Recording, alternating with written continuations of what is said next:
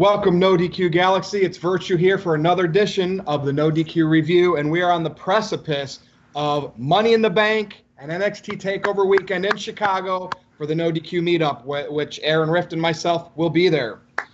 So around the horn, Jeff, I'm going to start with you today. What's up, man? It's a good day in Santa Clarita. Got a brand new air conditioning unit right to my right here. Room's nice and cool. I don't have to sweat my freaking self off while I'm taping these shows with you guys. I got my calendar behind me to give the guys something to look at besides my ugly mug. It's a good day. Good times. And I'm surprised Aaron can't hear your air conditioner going, saying it's too loud. Greg, what's up? Not much. The longest reigning Wrestling Trivia Challenge champion in history. Almost 100 days as champion. And hopefully continuing after the finale, which is coming soon. Jeremy looks like he's going to be a challenge, so I don't think I'm going to have it too easy. So we'll see what happens. Hopefully I can keep this reign going so I can be officially the longest reigning combined overall. Jeff, go ahead. What do you got? One fourth of the time as champion, but just made title defenses as Brock Lesnar. There you go. So, yeah. Greg, it's calm before the storm. You know what I'm talking about. Yep. We'll get to that later. Aaron, Rift. How's it going, Mr. NoDQ? It's going very well. We just did the predictions video for Money in the Bank, which got a very good reception, and people especially liked the very end of the video, which was a lot of fun, of course. You know what I'm talking about, Jeff. You do too, Virtue. Greg, you missed out on the fun. Hopefully we have no issues today. So far, so good. So let's go ahead and get this video started. All right. Well, because we've already talked about NXT and we've already talked about Money in the Bank, I don't really want to make that the main focus of this review because I have so many other topics. But let's go around at least once. Any last thoughts heading into this weekend with TakeOver Chicago 2 and Money in the Bank? Jeff, I'll start with you. Anything that cropped up in the last 24 hours? If there isn't a solid CM Punk chant sustained for a few minutes, at least I'll be very, very surprised because he lost the fight, yes, but he lost it in his backyard. Chicago is CM Punk territory. There's got to be some sort of chant. Whether they try to squash it or not will be the story. Gotcha. Greg, I know you weren't on the predictions video, so you want to rattle off anything big? Well, I think this weekend there's going to be some major storyline either starting or continuing. I'm not sure which show. It might be both shows. They might both have something that's, oh my goodness, I can't believe that happened. I just expect something major because this is a major weekend for the WWE. Money in the Bank is basically their fifth of the big five. It's kind of like, you know, how King of the Ring used to be, right? Would you agree to that? I would agree with that. Money in the Bank is at that level, I think. All right, Aaron, you're going to be there. So any last second thoughts that you've come about since we did the prediction videos? Well, I am a little bit concerned because Ricochet reportedly had an injury scare. I don't know if you guys saw the video or not, but he took a pretty bad spill on the floor. I'm concerned about the match now. Hopefully he's all right. Triple H did do a conference call and said he should be good to go, but you know, I am a little bit concerned about that. You know, I was really looking forward to, and I still am looking forward to Ricochet versus Velveteen Dream. I think that could potentially be the show stealer. That Gargano Ciampa should be excellent. The question is, will they be able to top the previous match? Those two matches will be amazing. I think Elias versus Seth Rollins will be amazing. I think the men's Money in the Bank match will be amazing. So those four matches, I'm very stoked about. Everything else, especially on the Money in the Bank pay-per-view, And that's all I got to say. Yeah. You know, Go ahead. Richard. Go ahead. I was going to say, we were going to call it WWE Indifference 2018 after last night's show. Every match was, I don't care about this. Indifference. I don't care about this. Indifference. WWE Indifference 2018 with ladders involved. Yeah. To the Ricochet thing, I saw where it was over the top rope and he kind of did a belly dive. Gosh, you know what? That's Ricochet can handle a bump like that. I mean, you never know when they work spots like that just to create attention. And again, you never know. Sometimes we never know what's legit and what's not. Right. But if that match has extra drama because we might think he's working hurt, good move, WWE. Yep. All right, I don't really have much thoughts because I just want to go to Chicago, NoDQ meetup, and enjoy the experience, and we'll see what happens with Roman and Jinder. Yeah. The main event. All right. So I want to bring this topic up first because of the new hairdo. Constable, Corbin. And Greg, you've been a big Baron Corbin supporter for a while now. So I want to start with you. First of all, I haven't looked it up yet. I'm one of the biggest Googlers there is. What's Constable? What is this role? I'm confused. I haven't wanted to know. Do you have enough info on it? I mean, is he like Kurt Angle's apprentice? I mean, what's going on here with Corbin? Well, he's officially Stephanie McMahon's like hired gun, as it were. The bald look, though, it's definitely a vast improvement over what he had before. Like, I didn't mind it. Like, I wasn't saying, yeah, his hairline's terrible or whatever the case may be. But bald Corbin looks way better, and I hope he gets a significant in-ring push because this happened. I hope they use his role on Raw to become more important and build him up and then become better in the ring. So I'm for it. I like the new role. I hope he does well. And that's all I got to say about that. Jeff? Yeah, the Constable thing, I remember Constable Odo from Star Trek Deep 9 where he was the chief of security for the station. So I know Constable is like in charge of policing what's going on. So Corbin's very much policing things in the absence of Stephanie McMahon and keeping Kurt Angle in check. The ball definitely works. I saw this meme, it was about a month ago, maybe less, of Corbin's hair looking like it was the Venom symbiote scraping into his head. I'm like, see, that's why he needs a haircut right there, because people are making Spider-Man memes out of his freaking hair. And they did. It looks so much. I dig the bald. I dig the bald haircut on pretty much anybody. Aaron and I look Constable Meacham. Constable Meacham. But you know what? I keep the cowboy football hat on because it's going into football summer training, so that's why I keep the hat on. And it's hot outside. I want to get sunburned. But the bald look worked for Aaron and I 2 years ago. It's working for Corbin right now. And like Greg said, I hope he gets some significant ring time and a push out of it in the not too distant future. Okay. Aaron? Okay. I think that it's a great look for him. I definitely feel it's an improvement, and I hope that this storyline goes somewhere. My fear is that there's no real direction for it, and it's going to fizzle out again. At the very least, there's no Stephanie McMahon on TV, which I like, but the question is, what will this lead to? Will it lead to Kurt Angle wrestling Baron Corbin? I mean, what's going to happen with this? But so far, I do like it, and I think there is potential. I'm just concerned that WWE will fail to have this storyline go somewhere meaningful. I'll tell you where it's going to lead. What's that, Greg?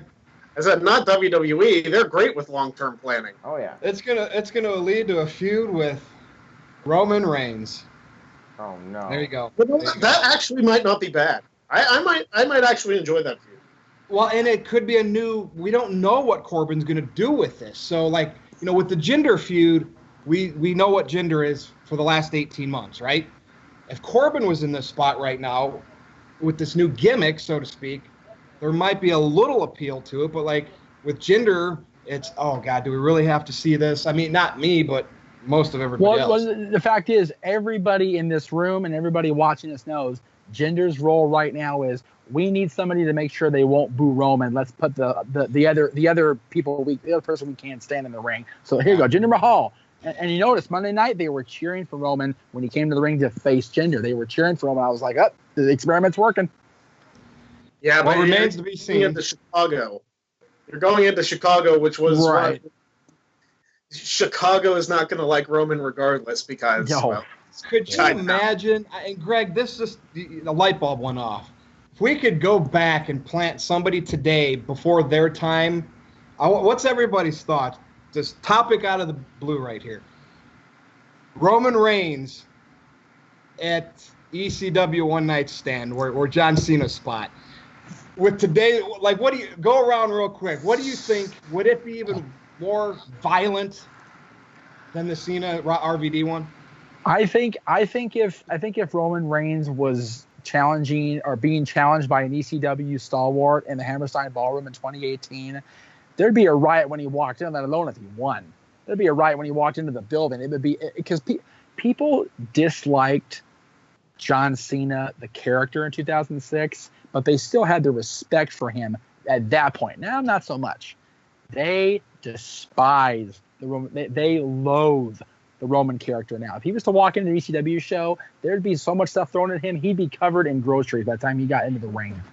Well, It's Cena true. was the champ, right, and lost to RVD. So Right. say Roman was the champ, there'd be a That's what I'm mushroom. That saying. whole building, the Hammerstein Ballroom, would turn into a mushroom cloud. If like today's RVD type would beat Roman in that environment. Yeah, if it was, but if you transplant the time 12 years and it's RVD in his prime against Roman now, it would be so bad. It'd be so bad. Any thoughts, Aaron or Greg? I mean, interesting stuff like that. I know you can never relive that unless we make a time machine, but. Right. I just wanted to say WrestleMania 34 or 33, the night after WrestleMania 33. I think that's a perfect example of how the crowd would have reacted to Roman Reigns if he was. But in that small ballroom. Hammerstein Ballroom, it would have just felt even bigger because it's such. Yeah. You literally could think people would jump the rail and kick his ass. Yeah. If Seth is white hot babyface, that would have been white hot heel, instantly, instant white hot hatred. Absolutely. Greg, am I wrong there, Greg? You're not wrong, and you know what? The reason that people hate on Roman so much might not actually be Reigns' fault, but think all the way back. Think all the way back to the 2015 Royal Rumble and how that match was booked. Yeah. The worst booked Royal Rumble of all time. Oh yeah. The worst. Period. And I'm the Rumble guy, so I better know. 2015, you eliminate Daniel Bryan halfway through. People gave up on the match by entrant 16 because they knew who was going to win. That is not good. Yeah. And hence we are where we are today. Exactly. All right, so Brock Lesnar has now held the Universal title longer than CM Punk held the WWE title during that run. How does this compare? Now, Brock's only defended it less than 20 times, 10 times, right? Punk, I don't know how many times did Punk defend his? Over 120 something. 120 something. And if he didn't defend it, he was out there doing promos, spots, matches, house shows. Obviously, we know. I mean, this guy was a workhorse. How does it compare? And is WWE going to make a big deal out of it or just put it water under the bridge? Jeff? People really attacked Aaron for posting that the other day, that the meme was there, that it was the same. It's like, they're right. It's not the same. But from Aaron's standpoint, from the news, well, it's news because it's a totally different reign, a totally different title, a totally different time. In 2012, 13, in 2011, 12, and 13, the workhorse had to be the champion, had to be the lead dog in the fight. You fast forward now, we've got that lead dog in AJ Styles. He's the lead world champion that's on TV every week, that's at the house shows. Lesnar, however, is the marketed top guy. And you also got to remember something else. When Punk was in the midst of his 434 days, he was in the WrestleMania main event. That went to Rock versus Cena for the first time. And Punk main evented matches throughout his reign and pay-per-views throughout his reign, but he wasn't the steadfast, he was the main event guy. That was still John Cena. And that was part of Punk's problem when he was champion. That's why one of the reasons he left, because he was champion for over a year and a half, almost a year and a half, and he wasn't considered the top guy. Brock Lesnar is, in the office's eyes, the top guy. And they use the top guy sparingly. They think it's a good idea. We observe it as not. So is it the same? No. Is it the same amount of days? Absolutely. But the reigns can't be compared to each other because totally different championship, totally different time frame as champion. But Jeff. Now, Jeff, I have a quick question for you. Hold on one second, Aaron. During Punk's reign, didn't he start off as a baby and then ended up as a heel? Mm-hmm. Yep. Lesnar, during this Universal title reign, what do we classify him as? Has he been just kind of a tweener the whole time? Yeah. Lesnar's the guy that you respect. And that's whether you love him or hate him, you respect the guy because he's a badass. Do you like that he's not there? No. But when he comes in, he kicks ass. So. Okay, Aaron. What was your question, Aaron? I'm sorry. My question was, who has been the longest reigning world champion of the modern era? The modern era? It's now Brock Lesnar. Okay, then. But the people are up your butt because you're comparing the Universal title, which is still not really gained credibility and gained a foothold, and the longest reigning championship in WWE history, the cornerstone of the company. So, that's where they get you. I'm not saying they're right to pick on you because they're not, because you're doing, I'm the NoDQ news guy. This is news. Here's what's going on. people make a meme out of it, and they go crazy on you, and they kick you while you're down. So there you go. Well, Aaron, this is a NoDQ review, and we got a good fan base for this show, so let them have it. Any thoughts on this? Well, Besides I think just tweet, you and your verbal articulation. I think people have the right to be upset about this, but at the same time, it's just wrestling, and at some point you got to move on here, and it is what it is. WWE's going to do what they're going to do, and if they want to rewrite history, that's what they do. They've done it for years, and people should know this by now. And I don't know what else to say. People are going to complain, but WWE's going to keep doing whatever they feel like at this point. So I'm like, I feel like people should have a voice, and the things that they say should matter, but the reality is they don't. And I don't know what else to say about it. I mean, they're different titles. I know when you say world, but I mean, let's be honest, they're different titles. The WWE Championship has that history. Right. So, but when Ric Flair, when you look at Ric Flair's 16 title reigns, they're not all NWA/WCW. There are a lot of WWE reigns too. No, but if you take the main ones of those title reigns, there's ones that meant a lot more than others. So therefore, I could say Punk's title reign will always mean more than Lesnar's because of the history of the WWE Championship. But also, when CM Punk was champion, he wasn't even in the main event. At least Brock Lesnar is in the main events when he's defending the title.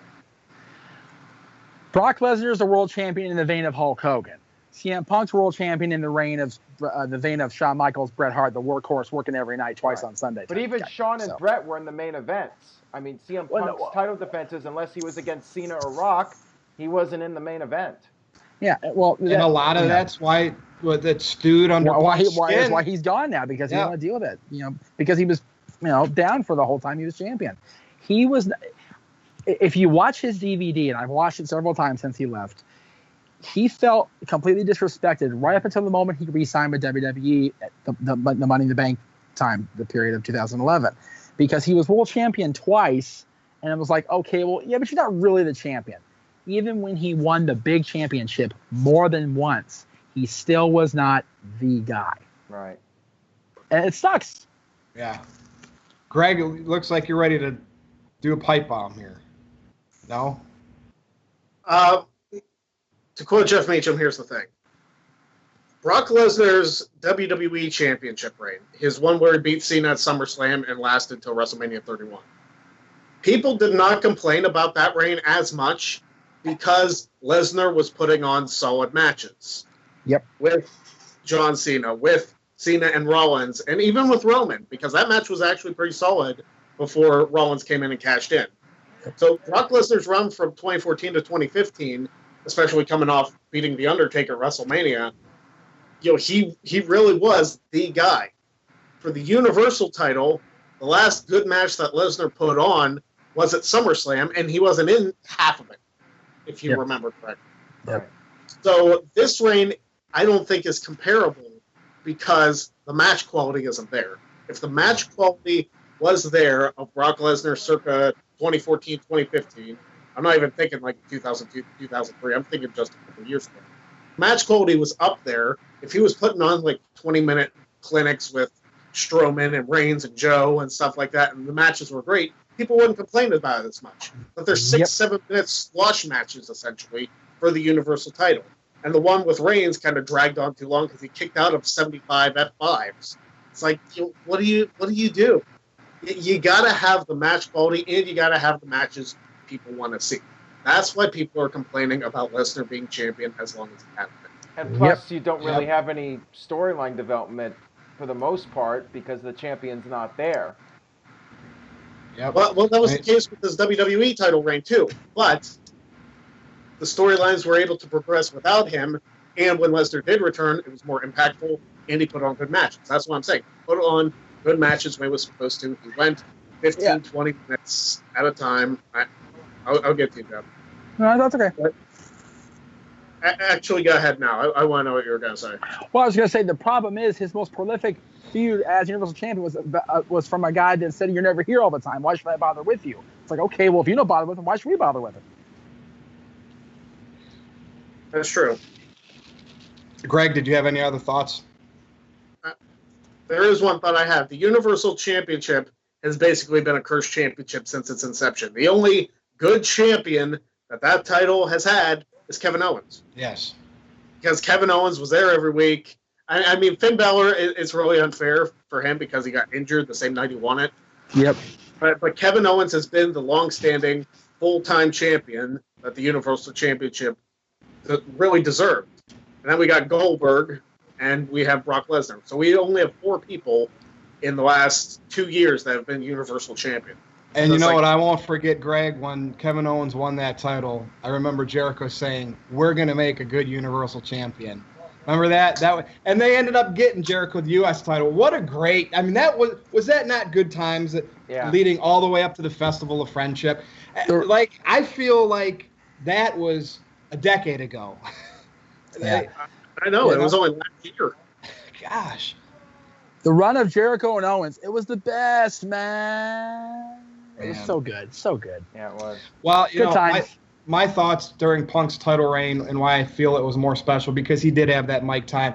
Do you guys remember a promo? I'm not sure where it lied in that title reign, but we all talk about the pipe bomb in Las Vegas. Jeff, you were there from 2011. Do you remember this one? I want to say it was in November of this title reign, and the first, I think it was the first November. Survivor Series time. Well, it was when he had the yellow shirt on.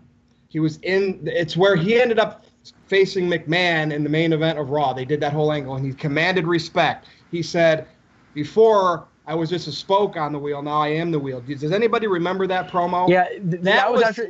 Yeah. He'd already turned for half the year by then. That was toward the end of his run. He was going into Yeah. Survivor Series 2012 when he was facing Right Skippy back. Flyback. Ryback, Yeah. thank you. Couldn't think of his name. Skippy Flyback, that's how I go. And that's when the Shield debuted. Going into that, he had the McMahon Yeah. feud as kind of like a side thing, and he cut this scathing promo on Vince. It was so good. And he hit the fan too in the crowd. He did. Yeah, he hit Yep. the fan. I remember Smack Vince hard, dude. I mean, again, it's always going to be better because it was the WWE Championship, and then they allowed more storytelling, in my opinion. So let's move on. Let's go to Hollywood. So I'm going to rattle off some Hollywood actors from wrestling. Everybody knows Hogan.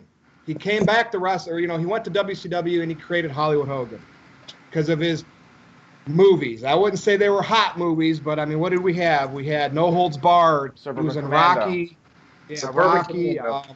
Thunder in Paradise was a TV series or a movie. Santa with Both. Nonetheless- It was both. Santa with Muscles. You had Assault on Devil's Island, brother. Piper had his stint in Hollywood. Stone Cold landed in some movies. And then we had The Rock. And The Rock became the biggest movie star in the world with the biggest box office. He has some bombs, yes, but I mean, he lands in roles like The Fate and the Furious, The Fast and the Furious, and these are billion-dollar blockbusters. Yep. Batista's doing well for himself. James Bond, Guardians of the Galaxy, Avengers. John Cena.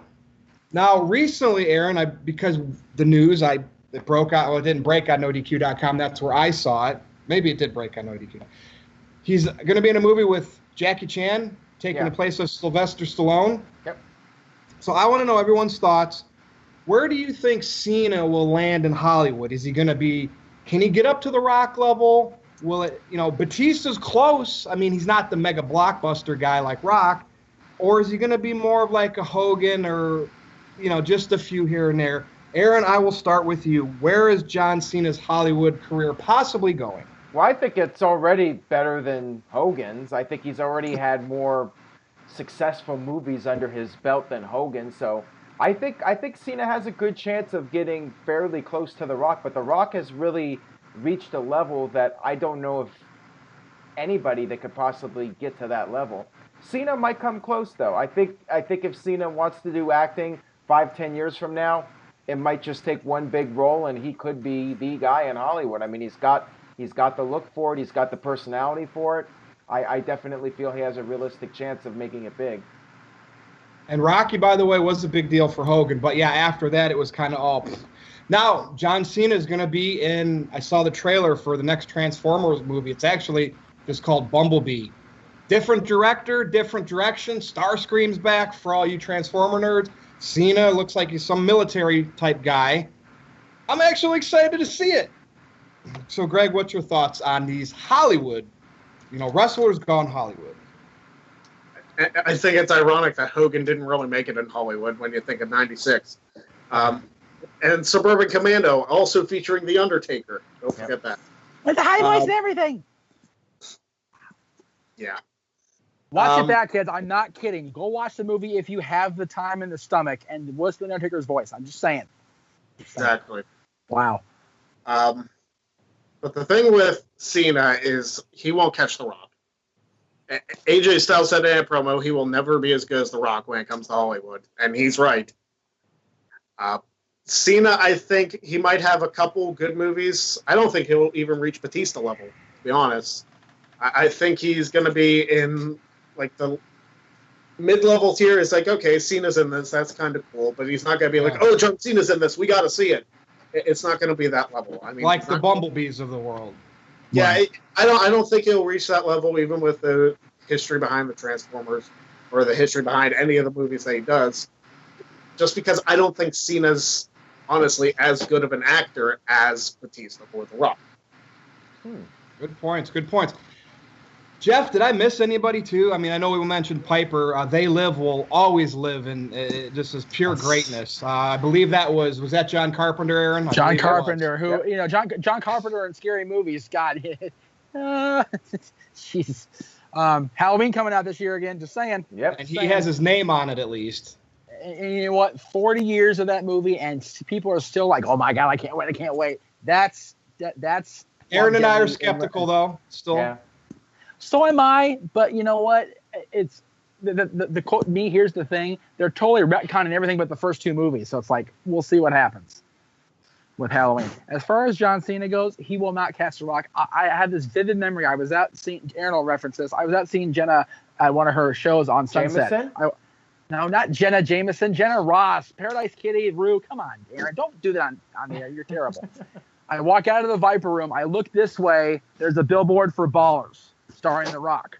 I look this way. There's a billboard for Fast and the Furious with The Rock on it. He's the biggest movie star in the world right now, not just in wrestling terms. He's the biggest movie star, television star on this planet right now. He's got more money than we would know what to do with in the next 30 years of our life. He's got that much money.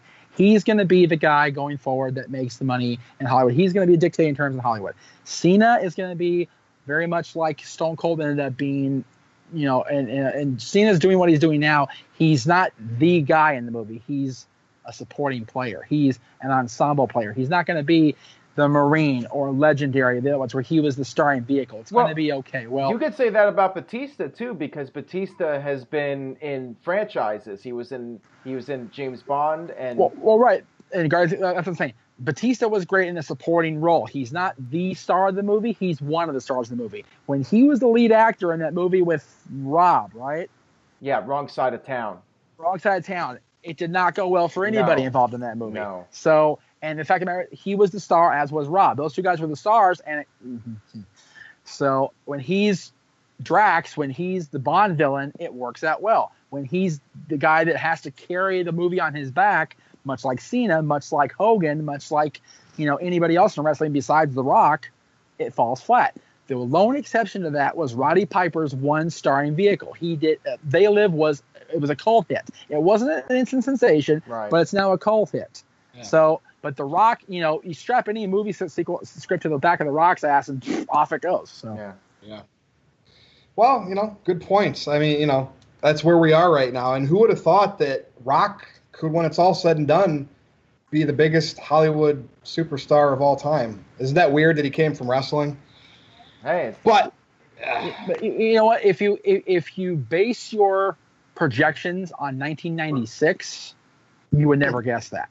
Nope. Right. Projections 1997 and 97 when he was feuding with Austin the first time, maybe a little more likely. And even in 98 when he was starting to pick up the steam, you go, this guy might have something. Not even like in 2003, I thought he wasn't going to be like the top guy. It wasn't until I think the Fast and Furious movie started really blowing up with him being added to the cast. That's when I think he was really on his way to being the top guy in Hollywood. Well, I personally did like The Rundown and Walking Tall. A lot of people crapped on those movies, but I thought he was a starring vehicle in those. He did very well in both of those as far as the acting stuff. Did it make it box office? No, it didn't. But you know what? Him getting his foot in the door with the Mummy Returns cameo and then Scorpion King, which was what it was, but it was still a starring vehicle and got his name out there. He has progressed so well. Each and every year, he's gotten better and better and better with his movie roles. 2 words. Tooth Fairy. Disney paid him very well for that. I know. I'm not crapping on making that money. But he did that, and look where he's at today. All right, let's move on. Let's go to the Far East, New Japan Pro Wrestling. I want to do a rundown here of their current champions, okay? Their current champions, and we know, Aaron, we have the show in San Francisco coming up at the Cow Palace, which is in the United States, which we are considered the West. The IWGP Heavyweight Champion, Kenny Omega, Canadian. The Intercontinental Champion, Chris Jericho, Canadian/American. The Never Openweight Champion, is it Michael Elgin? Is that how you say his name? Elgin, yep. I believe he's from the States or Canada over here. The U.S. Champion, Jay White from North America. The Tag Champions, the Young Bucks. From SoCal. Then there's the 6-man Tag Champions, which are the Young Bucks with Marty Scurll, who's British. I think they're junior heavyweight champions, Takahashi or one of those guys, but is it just me, or are they realizing that the West sells, and they're trying to capitalize on the Western stars, trying to make New Japan a household name over here in the States? Is it just coincidence of that lineup I just read off? Aaron, I'll start with you. Yeah. Or do you think New Japan's realizing they got to sell to the West? Well, I think New Japan's definitely trying to sell some tickets for that San Francisco show, which as of today, when we're doing this video, they still haven't been moving tickets since the initial 4,500 tickets were sold for the event. They still have about half of the seats left for that show. And Mr. Tito was arguing with a certain wrestling journalist about that, and that was quite entertaining. But yeah, I think New Japan's... Yeah, I don't know either one of those guys, but anyway. FDM. That's all I have to say. Oh, all right. Well, I'm not going there. I'm just saying that New Japan's trying to expand into the U.S. and there's been talk, with Madison Square Garden possibly running Ring of Honor next year.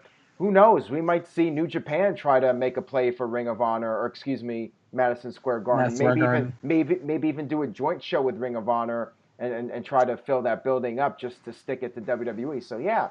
I do not think it's a coincidence that we have all these Westerners as champion. What do you think, Jeff? Well, I was going to let Greg go. That's fine. The fact is, the main event for the Cow Palace is now Kenny versus Cody for the IWGP Heavyweight Championship. That's a Canadian versus an American in the West, in the Western Hemisphere. That does not speak coincidence to me at all. It's definitely a plan by New Japan to go, okay, we have a huge show coming up in the United States. The American fans, they're fans of our guys, but they can't even say their names, let alone know who they are. So let's put it on Kenny Omega, Cody Rhodes. Let's put it on these guys. And Chris Jericho, baby. Chris Jericho, exactly. Chris Jericho is the only guy that I know of to hold both Intercontinental Championships.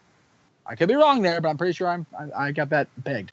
So Jericho, and he had the United States Championship too. Jay White, exactly, and and Jay White he beat Kenny Omega for that championship, which is a huge deal in New Japan. So it's a stacked card, Western guys wise. So it should lead to good things in New Japan. But like you said, Aaron, they're not moving tickets. They got to do something to move tickets. If you don't move tickets, you don't sell tickets. You don't sell tickets, you don't get money. You don't get money, you don't come back. Yeah, I'm a little intrigued because Jericho recently said that he turned down an offer to do not only the Cow Palace show but also the Long Beach show from a couple of months ago, and I think they need Jericho if they're going to fill that building up. I don't know if they can do it without him, but apparently he wants to stay loyal to Vince. He doesn't want to work a independent or New Japan show in the United States. So yeah, I'm a little intrigued by that, I gotta say. Greg, what do you think? Am I wrong in saying that they need Jericho to fill the Cow Palace at this point? If the New Japan brand doesn't sell itself, it's unfair to rely on, let's face it, a WWE guy, even though he's a New Japan champion, to sell a New Japan show in America. If the people in California or the people who are attending the show don't know the New Japan show, they just think, oh, it's wrestling, then it shouldn't be up to Chris Jericho to sell the tickets. That's not his responsibility. If it was his responsibility, they would have put the heavyweight championship on him and not the Intercontinental if they wanted him to sell the shows. I understand Jericho's point. He wants to be loyal to Vince. He doesn't want to work the shows. I think that's fair. Yeah, I mean, definitely. Jericho worked in the WWE for almost 20 years. So I think that's very fair that he respects Vince enough and respects the WWE enough to not want to go back there and not burn any bridges. Right. Of course, he could be working everybody, but that doesn't really make sense if they're trying to sell tickets for the show. It doesn't make sense to have him show up as a surprise, you know? Right. Yeah, I don't think he'll be at those shows, and he won't be at All In either. There was that rumor going around. With Jericho's McMahon loyalty, is it just the United States, or is he sticking to that? Because isn't Impact technically in Canada now? Well, they're based in Canada, now. Yeah. I don't know if he would go there. We talked about that last week. I think the difference is Vince doesn't see Impact as competition with or without Chris Jericho. I don't think WWE would like Jericho going to Impact. I think that they would be very upset about that if he did that. Just my gut feeling. Yeah, that's why he's doing the Impact Wrestling and Ring of Honor on his cruise, because that's not America either. Yeah, those are all good points, and it's just crazy. And we know Jericho has loyalty to Vince McMahon because so many times he has put Roman Reigns over. And, he says that he's the guy. Yeah, he's the guy, and Vince knows what he's doing. So, like some people on Twitter say, that's Jericho kissing butt, but. And he's not the only one that said that. That works with WWE. All right, let's move on to the semi-main event, I suppose. So CM Punk lost 30-24, I believe. That's unanimous decision, I think so. Yep, it is. Yep. At UFC 225 to Mike Jackson. Hey, he lasted all 3 rounds. A lot of people said this Mike Jackson guy took it easy on him. So I didn't watch it. I didn't really go back. I just saw the bloody pictures afterwards. So what's everybody's thoughts? Is he done now with UFC? Because I don't think he'll want to go to amateur where he should have started. So UFC banked on him twice. He made a lot of money, got some extra eyeballs on UFC, but the results weren't very flattering. Now, with that said, I went on record. Punk could have gotten knocked out in 30 seconds both matches. Now, if Mickey Gall and Mike Jackson took it easy on him just because he's CM Punk, okay, whatever. But, I mean, it would have been more embarrassing if he got one hit, in 30 seconds, these matches were over. So, Greg, I want to start with you because ... also comment on Corey Graves' tweets about loyalty and respect. And the fact that all this trial, and it's all one big pipe bomb now. Go ahead. And here's where this review gets good, because this is me against Virtue with this topic. First, I'll start with CM Punk in UFC. I did catch a bit of the fight on Saturday. I was going to live stream video games until I realized that, hey, CM Punk's UFC fight is on, so nobody's going to be watching me. But honestly, they probably should have, because that fight was a disaster. And I'm not talking about just CM Punk. Mike Jackson looked like he was just messing around with him, just trying to get the win and trying to get the paycheck. It was a pretty terrible fight by UFC standards. And Dana White had not kind things to say about Mike Jackson after the fact, because he was like, he could have finished him a few different times, and he had some very choice words for him, which I won't repeat. Dancing around afterward, yeah, exactly. Yeah, so we probably won't be seeing either one of them in the UFC anymore, Mike Jackson or CM Punk. I mean, he praised CM Punk for having a lot of heart, and you know what? I still have a little bit of bitterness towards CM Punk because of how he trashed the wrestling business, the business that made him, which is also part of Corey Graves' point. Let's start, baby. Let's start. Come on. I know. I'm getting there. But, all right, let's just go there. Let's just go to the Corey Graves thing. Corey Graves tweeted after the fight all this stuff that, about his friendship with CM Punk and how CM Punk turned his back. Now, I know I've mentioned it before, but I haven't really gone into detail on the shows. Corey Graves trained me in the ring before I started in the business. So I do have that personal attachment to Graves. And he did tell stories about his friendship with CM Punk during our training session. He told him how they got their knuckle tattoos done together, the stay down and the drug free. And he had nothing but good things to say about it. So whatever happened once Punk left and Punk disassociated himself from everybody in pro wrestling, Corey Graves took that personally, and I would too, because friendships are one of those things where if you were friends with somebody for a long time and something happens that you lose your friendship, and it could be the worst. It could be such a crappy thing that ends the friendship, but that attachment, it hurts you one way or the other. And Corey Graves took that personally, and I don't blame him. Should he have gone public with it? Maybe not, but I understand his side of it. That Punk took his ball, went home, and disassociated. He said, I'm done with you as friends because of who you were. It's kind of a crappy thing.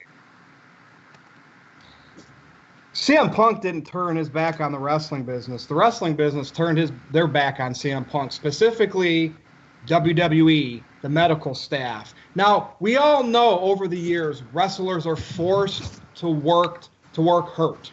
That's always been their nature. If you don't work, you don't get paid, or you don't get the bigger payday. And the fact that Punk was not only not getting the big main events like we talked about, he was getting disrespected by Vince McMahon by not getting that top spot, which he clearly earned. The fan base was behind Punk more than any other wrestler during that era, with maybe the exception of The Rock, but The Rock's a big Hollywood star.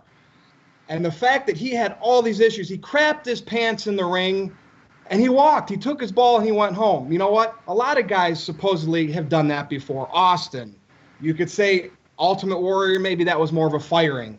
Shawn Michaels had his stints, but yet they all came back and everybody rejoiced. But now with CM Punk, he goes out and he's put on blast because he cuts this podcast, which I think was brilliant, with Colt Cabana. It was the truth, right? And how many people did he bury on it besides the doctor? Maybe a lot. The thing is, with Corey Graves, Greg, sometimes I don't buy what he says because I see him as the biggest troll announcer I've ever seen. He puts it on Twitter. For all I know, Corey Graves and CM Punk are still tight, but Corey Graves wants to work everybody like he tried to do and did with the Booker T thing. Yeah. And maybe it's the new generation announcer working social media. I wish he came across as a heel, but he's not because he hated Enzo. He hates Elias. I miss the Jerry Lawlers, the Jesse Venturas. Paul Heyman was a heel commentator. Who else am I missing? Bobby Heenan. Yes. How can you forget Bobby Heenan? Because I'm not thinking of Bobby Heenan right now. I'm thinking of Corey Graves basically being a troll, and then the fact, okay, so if you're having some beef with your friends, is CM Punk on Twitter bashing Corey Graves? And I know he did the podcast, and there might have been things he said publicly, like anybody that's still with WWE, I don't have any respect for you. I've moved on, crappy company. If you work for them, you're a crappy person. But, I mean, you got to be stronger than that, Greg. And to me, maybe Corey Graves is working me. Maybe he is working me to a T, but I think he's coming across as a horrible internet troll, even on the commentating booth. Greg, anything else to say? If not, Aaron, Jeff, I'm not done yet, but because we're going to talk about announcing teams too. Go ahead. I think this is one of the few times that Corey Graves isn't trying to work anybody. He's not trying to, stir anything up. I really don't. Just because, like I said, he told those stories of Punk and how they were so close. I truly believe that came from the heart. And he was frustrated. He wasn't trying to bury Punk, if you read all of his tweets. He said he missed his friend.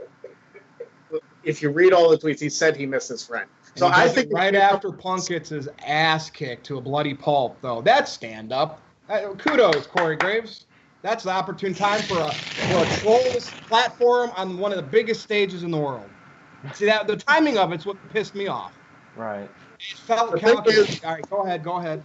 The thing is, he wanted to talk about Punk because Punk fought at UFC. I think he would have done it whether Punk won or lost, because he was talking about somebody who used to be his friend. I would do that as somebody that I was formerly friends with, and I still wanted to be friends with. I mean, that's happened in my life. I've lost friends that I wish still were my friends. It's happened in this room. Yeah. We don't air dirty laundry. Imagine friends being lost in the wrestling business. That hasn't happened 100 times, but okay. Yeah, but Corey Graves is in a position where he can tell his story. you're not going to convince me one way or another that Corey Graves is terrible for what he did. Maybe he shouldn't have gone about it by posting social media, but I understand where he came from because of the message that came across to me, that he wanted his friend CM Punk back, and he was upset of how their friendship ended. Well, that's very sincere of you. Let's get some other thoughts. Greg, Jeff? Okay. All right. Okay. Let me preface this by saying two things. I've never met CM Punk. Never met the guy. What? Don't know who he... Exactly. It's true. I've never met him. You're not his best friend? I'm not his best friend. It's a true story. I never met CM Punk outside of... I've never met him, period. All I know is how he interacted with a family member of mine. He met my dad at the NHL All-Star Game last year, and he was gracious. He called my dad sir. He was respectful. He signed an autograph for me to give to me when my dad came home from the game, and he was cool. I have met Corey Graves at Booker T's event, right. and I was covering that for NoDQ. And Corey Graves was very cool, very matter-of-fact, very direct, but he did have that carny feel, like he was trying to make sure that he kayfabed everybody and not be whatever Corey's real name is. He was Corey Graves, announcer guy with the hair and the personality. Which Jeff, I'm okay with that. I'm totally fine with wrestlers kayfabing because it's gone. Yeah, the only time he let his guard down around me was when we were on camera, believe it or not. We were on camera doing the promo for Booker T's event. He pulled Renee Young into the shot just to be goofy, and they were both like complete goofballs with me being goofy with them. And I felt like I got the real Corey Graves for about 5 minutes there. I understand where Corey's coming from, the fact that he lost a friend because Punk is being, for lack of a better word, douchey to the people that work for WWE. So it's like, well, you work for WWE. Aaron and I have had that problem in this room with other people saying, okay, well, if you work for him, I can't be your friend no more. It's happened to both of us directly, so we know exactly how that feels. The difference is Aaron and I don't come on these shows and bitch about other people that have been on the channel before. Except for now. Except for right now. But I'm still not mentioning names, am I not? I'm not mentioning names once here. And you use it as an example. And there are plenty of people that are probably watching right now that I could bury. Not probably, they are. And they're watching, and that's fine. And I'm not going to say now I'm going to get more threats. That's fine. I'm not going to say their name because all that does is give them credibility and give them notoriety. Corey Graves ragging on CM Punk does nothing for Corey Graves fans. It gives CM Punk fans and people that, oh, well, he's picking on Punk. It's like, you know what? Punk left first. Punk made his decision. Punk said, if you work for Vince, I can't be your friend anymore. That's douchey. That's horrible. I'm sorry, it is. Right. I agree with you, Jeff. I think that if it's true what Corey Graves is saying, then that's really messed up that Punk would end their friendship because of that. Now, and with that being said, it's true that CM Punk means that because, there's maybe some beef with him and Corey Graves, but we don't know if Punk hasn't talked with other wrestlers. I mean, right. We don't know. AJ Lee, for the longest time, was still with WWE, dating Punk or married to him before her run was over. It's not our business. It's not our business. What Corey Graves is doing, he's doing one of two things. Either he's airing dirty laundry in public, and we don't know all the details. Yeah, we don't know all the details. Or he's just working us because, like you said, Virtue, that whole Booker T thing happened last year. And with a wrestler, you never know. You never know when they're working us or not. The question is, what does he have to gain from working people? Possibly he just wanted to gain Twitter followers. Maybe he just decided to rant on Punk, the timing of it, because he knew people were talking about Punk. He knew the wrestling sites, NoDQ.com and all the other sites would cover it, and it would get him more publicity and get him more Twitter followers. And get us talking about what you're doing right now. It might even be true to some degree, and he just decided to go with it because he could turn a negative and turn it into a positive for himself and gain more Twitter followers and gain the publicity. Now, before Greg gets in, I will say that people crapping on Corey to the degree they're crapping on him is also not correct. But he did kind of, I'm going to say this, and let's see what happens, is I guess would be his mindset. If you have a problem with somebody, and Greg, dealing with Aaron and I, as long as you deal with Aaron and I, that we have a problem with somebody, internal, deal with it, and we move on. Right. Yeah. Greg, any last thoughts before I move on to announcing teams? My last thought on this is I feel like people. I don't feel like this was unprompted by Corey Graves. I feel like some people might have been in the know and known that Graves and Punk were close and kind of prompted it as like, hey, did you watch the Punk fight? Hey, did you watch the Punk fight? Or maybe just because he was associated with wrestling, they were bombarding him with Punk questions. So he might have just spoken his piece to like get it out to everybody without trying to tweet everybody back. So it might have been that too.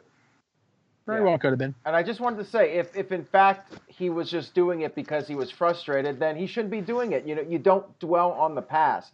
You move forward and you focus on the future and you focus on positive things. Make new friends. Just move on. You know, don't dwell on it. I just have a problem with trying to get your character over and or attention via social media, especially when you already have a big following. I would rather see the effort that Corey Graves, whether this is work shoot, or whatever it is, Greg, with that tweet and everything he's basically said about Punk, that energy, I would like him to put that in his announcing. Now, granted, you're not going to talk about Punk on WWE TV, but let's go to the main event, and that's the announcing team. Everybody knows, Greg, I've said this before, how I could never stand Ronaldo because he was too cartoony, too over the top for me, and I've since, yes, Jeff, I said that, but don't you remember, I've since said, okay, in NXT with Nigel McGuinness, with those style matches, all right, I'm changing my tune a little bit. I'm giving him the benefit of the doubt. I like that team. That's the one thing that's going to suck, Aaron. We're going to be there. We won't be able to listen to them because we're going to be there live. I think they add a lot to the event, to the match, to the NXT show. Well, with that said, the best announced team is in their minor league show. These three-man teams on Raw and SmackDown, I'm going to go over them real quick. Cole, Coach, and Graves. Phillips, Saxton, and Graves. Yes. They're complete shit. Yeah, I agree. The show is already horrible, right? Or the creative's bad, and now it's unbearable announcing. Who wants to start first? I think it's rotten. Go ahead, it is Jeff. absolutely rotten. And Graves, you're not doing any favors because you're trying to be this hipster announcer that doesn't want to commit to being a heel announcer, which pisses me off because when you diss Enzo and you diss Elias, characters that were don't. I know, Jeff, you have said Elias and Enzo weren't your cup of teas, but you can't deny their characters on the mic and the Hold on a second. Virtue, question. Okay, remind me now because I'm confused because I just don't really care that much. Okay, the Elias deal, is that Corey Graves that doesn't like him?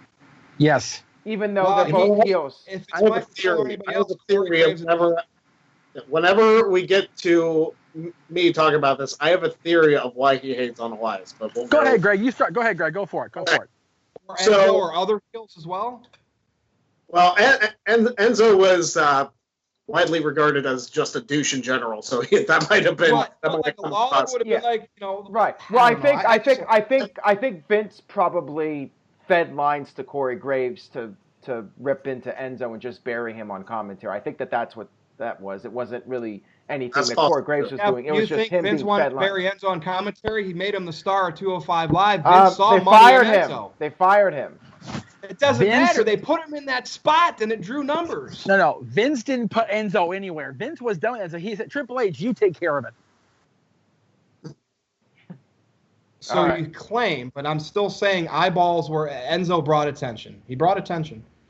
All right, Greg. All right. Now, when it comes to Elias, if you remember, in NXT, his name was Elias Sampson. Yep. What people might not know, but I know because I was in the Pittsburgh indie scene, Corey Graves' brother, many, many years ago, had the name Samuel Elias. Oh. As an indie wrestler. Yes, before he became Sam. And Elias was Logan Shulo. I know that in the indies. Right. So Corey Graves, it might just be fabrication or it might just be because when I heard Elias Sampson was, in NXT before I even saw who he was, I was like, oh, I didn't know Graves' brother made it to NXT. It wasn't. Like that was my first thought because I knew Corey Graves, I knew his brother, Sam. But then I saw that, I was like, maybe it might just be pure speculation. I might just be spewing crap, but perhaps that's a reason because he felt like, Elias stole his brother's name. It'd be nice if 95% of the casual fans got the reference. Corey Graves, talk about wearing your heart on your sleeve. Man, Punk, oh, you stole my brother's name. All right, go ahead. Well, I mean, that's still a crappy thing to do, to steal gimmick's name and work for WWE and get a trademark. Yes. This is a different era. This is not the early 90s where Bobby Heenan roots for all the heels and Gorilla Monsoon cheers on the babyfaces. This is a completely different era. With declining numbers and declining revenue and declining profit. Declining revenue. Did you see the Fox deal? Well, revenue's not declining. Revenue's not declining, but their profit margin is still not as big as it used to be because they have to spend extra money to get the revenue that they got.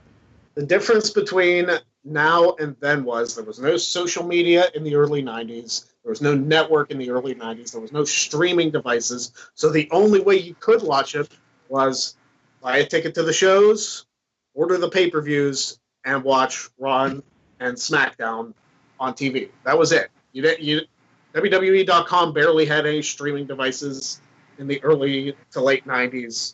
The only way you could watch it was to actually watch the shows. You couldn't get the clips on YouTube the next day because YouTube didn't even exist until the mid-2000s. So it's a completely different era. The rating system now is kind of dated because of all the streaming devices. So A lot of people watching the YouTube clips, if you check YouTube's numbers for WWE, there's at least a couple million views per video. And I don't think DVRing records it on the rating, does it? I don't think it does. No, it does. No, it does. Does it? Yep. I think it's a separate statistic. It is, but they still check. Okay, well, they recorded this show, so they're going to watch it, so we'll count it. That's basically how they work that. Plus, you get the episodes, cut down versions on Hulu. You get the episodes on the network a couple weeks later. You can watch them then. It's like if you really want to catch up without the commercials, you can watch them on Hulu or the network, one way or the other. So you have many different ways to catch up with the product. Yep. All right, who wants to go next here on these great announce teams that we have today? I have been such a fan, and everybody knows this, of both Bobby Heenan and Paul Heyman over the years. That's kind of who I patterned my managing style in the Indies after, both those guys. And they were both in that vein of Paul, not so much as Bobby, but still, Paul would kind of, when he first came to WWE as an announcer, and even when he was WCW, he would openly cheer for the heels, but he would respect the baby faces. Bobby had no respect for the baby faces. He's like, well, and neither did Ventura, and neither did Jesse. Well, no, Jesse, that's not true, because Jesse respected Savage when he turned babyface because he was still Jesse's guy. It was still Randy Savage. So Jesse would show the respect, and even when Hogan and Warrior had their match, he respected both of them because they were who they were in the match. So Jesse knew how to toe the line. Bobby stayed on one side, and Paul wavered for a little while, and then when he went to the Alliance, he was full blown like, I'm an asshole heel. So today's announcers don't have to cater to the audience of, I like this guy, I hate this guy. Everybody and the current fans are, well, I'm not really sure. So the announcers are, well, I'm not really sure either. I'm gonna call it straight and see what happens. And like you said, Gravy is so he doesn't want to commit because he wants to be cool, but he also wants to be the bad guy. You can't. The cool guy. That's what I think's rubbing me the wrong way, Jeff. You explained it perfectly. Yeah. The problem is the cool bad guy in '96 works in NWO, but you can't be a cool bad guy and be an effective color commentator, play-by-play guy. It doesn't work in today's age. It worked back then, maybe, but in 2018, it does not work at all. I'm sorry, it just doesn't. Yeah. And I like Corey. I do. He was very nice to me. I like him a lot, but his role as the undecided heel / hipster cool guy doesn't work for me at all. Yeah, I'm going to be at an event in Niles, Ohio this July 21st, and he is going to be there, and I'm walking up to him. I'm introducing myself to Corey Graves. Record that. We will. Please record it. Even if I got to throw him some bones, we need seriously, it. We something. Seriously, yeah. Yeah. I just wanted to say that I like Corey Graves, but I feel like the announcers, all of them are just towing the company line. Now, I know that's the job of the announcers. They're all supposed to get over what's supposed to be said. They're supposed to go out there and promote the company and hype things up. But I felt like with JR and Gorilla Monsoon, Heenan, Ventura, I felt, oh shit, there goes my mic. I felt like all those guys, they felt authentic. I feel like the guys now, they just come off like robots. They're just spewing whatever's told to them through the headset. They just recite the scripts, and they don't feel like real people. They feel like robots, and I think that's the biggest problem right now. And there's no personality with these announcers. They're all interchangeable. None of them stand out to me. Sometimes I don't even know who's who when they're talking. That's how bad it's gotten for me. So if you could have the perfect announce team on Raw, who would it be, and would it only be 2 guys? It would absolutely be 2 guys. I'm not a fan of the 3-man announce team, and I'd like Ronaldo to be on there, but, he's come out about his issues dealing with bipolar disorder, and I think that's unlikely it's going to happen. But he would be my guy. If he could do it, he would definitely. Who would you pair him with? I would probably pair him with maybe Michael Cole or Corey Graves. Maybe just Ronaldo and Corey Graves would be my team. Ronaldo and Corey did very well together when they were in it, or they were doing whatever the hell they were doing together. I forget what show it was, but what's that? 205 Live. 205. Thank you. They were great on 205 Live together. That's an effective team when they need it. And Corey, if Corey has Morrow will be so over the top one way that Corey will have to be the bad guy. He'll have to make that decision. So that'll be better for him too. Greg, who would you have? Pretty much. I would have Ronaldo and Graves easy. I mean, that would be my pick easy. The thing is, and maybe it's just the different feels of the show. Maybe it's just who's running the show. NXT feels more like a real show because you have Ronaldo, you have McGuinness, and you even have Percy Watson. Percy Watson, I'll give credit to. Because when it was just Ronaldo and Watson that one show that Nigel was out sick, well, Percy Watson held his own. So I was very impressed with him. So I give him props. Yep. So the 3 of them all work well together, and they all get the matches over. They all get the talent over. They do what they're supposed to do, and I enjoyed that. Yep. The problem is, and it's a problem not just with the announce team, but it's a problem with the writing in general. And I feel like a broken record. I feel like I say this every week on the review, that the writing is an issue. We've seen it with the Zayn Lashley abysmal storyline, and we see it with the announcers. They can't be themselves because they have to worry about reading off their scripts. Right. And you know what? Well, until it changes, Greg, we're going to say it every week, And you know what I wanted to say? I wanted to say that with the announcers today, I feel like they're bored. I feel like they're just doing their job. I felt like with JR, he could naturally promote the product and get everything over and hit all the notes that he's supposed to hit, but he really believed in it. He really was invested in the storylines. I feel that the announcers today, they just don't care. They're showing up to do a job, and that's it. I was going to bring up the JR. Think about this. When JR was at the end of his company run, like in 08, 09, when he was starting to taper off, and even 2010, you notice his calls of the matches were I don't really care about being here. I don't want to be on this show. I want to be on Raw. When he was on SmackDown, it showed he didn't want to be there. Even putting him with Mick Foley, who he adores Mick Foley. The combination didn't work. You have to be invested in the product if you want to make it work. We're not invested, so we don't care. The announcers aren't invested, so they don't care. Exactly. They're just going through the motions, it feels like. Yeah, one guy I liked, but we're going to go to Impact and TNA. It was Don West, because not that he was a great announcer for wrestling. No. I watched all those infomercials with the baseball cards growing up, but his energy, just the energy. He almost had color commentary instead of play-by-play, Mauro Ronaldo energy. Right. Absolutely. You know what I mean? Yep. I like Don West. You know what? People gave Don West a lot of crap, but you know what? He was fun to listen to. Yes. I'm going to be honest with you. And he was way better than freaking Josh Matthews and the Pope. He could sell a box of common baseball cards with maybe one Ken Griffey in it, like that, at 5 o'clock, 3 o'clock in the morning. That guy was awesome, man. Man, best pitch man ever. I'll agree with that. That's a wrap. Let's go around and do your plugs. If you have any last second thoughts, bring them up. But Jeff Meacham, I'm looking at you.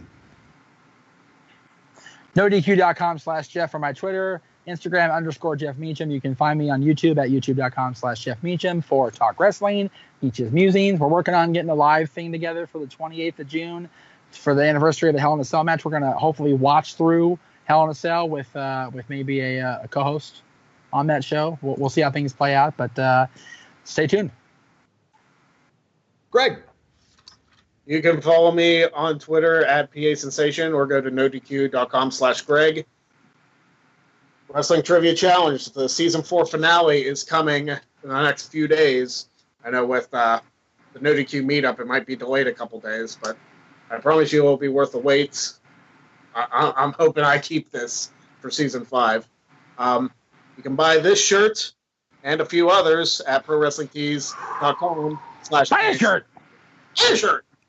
Sure. And let's YouTube. You can search Penn Sen Productions. I need to get up to 1,000 subscribers so I can start doing live shows and get some super chats in. So Yes, I want to do that's the live goal. shows in the future. I need like 150 more subscribers, and then I can finally start doing that. Although, as far as money goes, you need like 6,000 watch hours in a 12-month span, which I'm not even at. So I'm struggling there too. Well, I'm still the super chat champion because one Chris Mace donated $100 to ban me off. Actually, YouTube Eddie, page. this past week he topped that with 101. Oh, nice. There you go. And I wasn't even in there. Speaking of Chris Mays, he challenged me if I happen to retain. He challenged me to a non-title match, and he said he'd give me $100 if I won. Chris if he Mays? got the title. If you set it up, or if somebody sets it up, I'd be down to do it. So I like donated it. that $101. His name was Eddie. Oh, did he say, hey, this is for Virtue's NXT ticket or Money in the Bank ticket? I'm just kidding.